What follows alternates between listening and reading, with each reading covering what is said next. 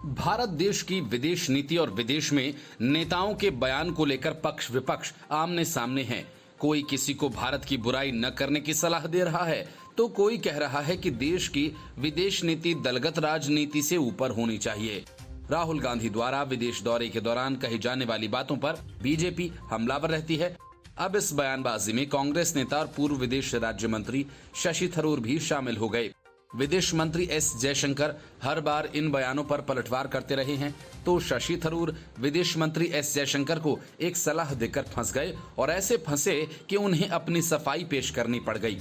शशि थरूर ने कहा कि लंदन में खालिस्तानी समर्थकों के भारतीय ध्वज उतारे जाने पर जयशंकर की प्रतिक्रिया से उनका कोई मतभेद नहीं। उन्होंने ये भी कहा कि जयशंकर उनके दोस्त के साथ ही काबिल विदेश मंत्री भी हैं। कांग्रेस नेता ने अपनी सलाह का मतलब भी समझाया कि वे किस बारे में थी।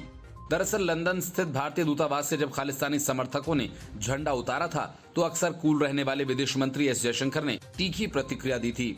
जयशंकर ने इसके अलावा भी कई मुद्दों पर पश्चिमी देशों को कड़ी प्रतिक्रिया दी है और इसे लेकर कांग्रेस सांसद शशि थरूर ने एस जयशंकर को सलाह दी थी, जिसका मतलब ये निकला था कि वे विदेश मंत्री को खालिस्तान के मुद्दे पर शांत रहने की सलाह दे रहे हैं। शशि थरूर ने अब इसी को लेकर सफाई पेश की है। थरूर ने ट्वीट कर लिखा, मेरे दोस्तों ने मुझे कुछ ट्रोल्स भेजे हैं जिसमें कहा गया मैंने विदेश मंत्री को खालिस्तानियों पर दी गई टिप्पणी के लिए शांत रहने को कहा था, लेकिन ऐसा नहीं है। थरूर ने लिखा कि जब भारतीय ध्वज उतारे जाने की घटना घटी तो मैंने विदेश मंत्रालय से पहले ही नाराजगी व्यक्त की। आक्रोश प्रकट करना वास्तव में सबसे उपयुक्त प्रतिक्रिया थी।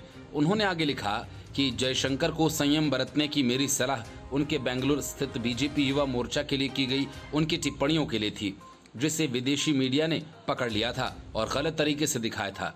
थरूर ने आगे लिखा कि बिना उकसावे के दूसरे देशों की आंख में उंगली डालना हमारा स्टाइल नहीं।